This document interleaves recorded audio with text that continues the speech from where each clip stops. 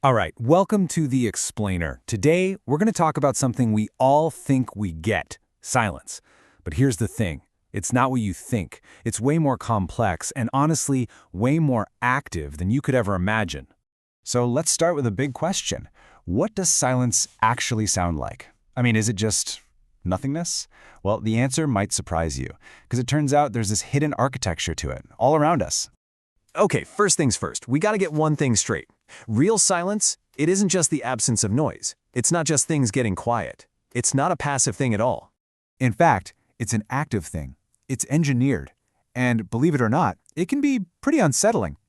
The best way to think about it is like a carefully constructed architecture of nothingness. And it's built from two things: the laws of physics and, you guessed it, our very own brains. All right, so how do we even begin to wrap our heads around this architecture?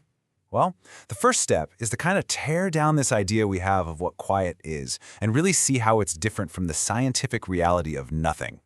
So on one side, you've got what we'll call mere quiet. You know the feeling, like a library. It's low volume, it's hushed, but it's totally subjective, right? It's a feeling. But then on the other side, you have true sonic absence. This is something totally different. It's an objective, physical state of nothingness. It's achieved through real physics, like wave cancellation. And that's the big takeaway here. Quiet is a feeling, but true silence, that's a physical event. And that brings us right to the cool part, the physics. I mean, to really get what silence is, we have to look at how sound waves can be literally erased from existence. The key to all this is this incredible idea from physics called destructive interference. And it's exactly what it sounds like. It's the principle where one sound wave can actually destroy another. We're not talking about blocking it or muffling it, we're talking about completely negating it, wiping it out. Okay, so here's how it works. Picture two sound waves heading toward each other. Now, if the peak, the highest point of one wave, lines up perfectly with the trough, the lowest point of the other wave, poof, they completely cancel each other out. The result isn't just less sound, it's no sound. Zero. That's silence. Now, this whole idea gets taken to its absolute mind-bending limit in these special places called anechoic chambers. The name itself is a clue, right? Anechoic literally means no echo. And these rooms, they are the quietest places on the entire planet. Being inside one is, well, it's bizarre. The walls are designed to absorb something like 99.9% of all sound. So there are no reflections, no echoes at all. And when all that external noise is just gone, you start to hear things. You start to hear your own body, your heart beating, your lungs filling with air. Some people say they can even hear the blood rushing in their veins. Wild, right? But you know, the physics is really only half of the equation. Because our brains, they're constantly working behind the scenes, creating their own illusion of silence, even when there's plenty of sound all around us. I mean, think about it. Our ears and our brain create a kind of silence just by, well, not being able to hear everything. There are sound waves all around us, super low ones called infrasound, super high ones called ultrasound, but to us, they might as well not exist. It's like our biology has these built-in noise-canceling filters. And it gets even crazier. Your brain actively deletes sounds through something called auditory masking. You know how when your air conditioner kicks on, you suddenly can't hear the quiet hum of your computer fan anymore? The fan is still making the exact same noise, but your brain just decides the AC is more important, and it basically erases the fan sound from your awareness. It just edits it out. So, what happens when we remove all of that?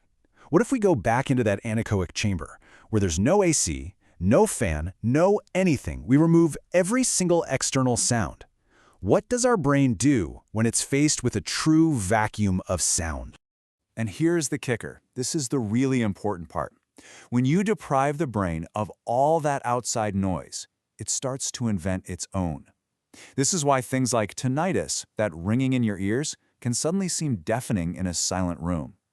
In the hunt for absolute silence, our mind paradoxically creates its own soundtrack. It's like our brains are just wired to reject a true vacuum of sound. They can't handle it. Okay, so this deep dive into silence isn't just some weird science experiment. In a pretty cool twist, we actually use these exact principles to engineer the world around us, every single day. You can see this really clearly in something like soundproofing. The old school way, it was just brute force, right? Build thick, dense walls to block sound. But the new way, it's so much smarter. We now use materials that are designed to trap and literally kill sound waves using that same destructive interference we talked about. It's really the difference between building a giant fortress versus setting a perfect little trap. And the applications are just incredible. We're talking about military stealth tech creating acoustic invisibility for submarines. We're talking about mind-blowing acoustics in concert halls, designing workspaces where you can actually focus, even creating calmer cities. The bottom line is, when we master silence, we gain this amazing control over our environment. So this all brings us to one last really deep point, the psychological side of it all. Why does this engineered absence, this nothingness, have such a powerful effect on us? Well, it turns out silence has this really potent dual nature. It's a total double-edged sword. On one side, it's therapeutic. It can bring mental clarity, help with meditation, lower your stress. But on the other side, complete sonic absence is deeply, deeply unnerving. It can make you feel disoriented, you can lose your sense of space, it can feel incredibly lonely. So I guess the ultimate takeaway here is that silence is never really empty. It's an active space. It's this finely tuned dance between the laws of physics and our own biology. And that leaves us with one last question to chew on. If silence isn't an empty space, then what is it filled with? Maybe it's just filled with ourselves.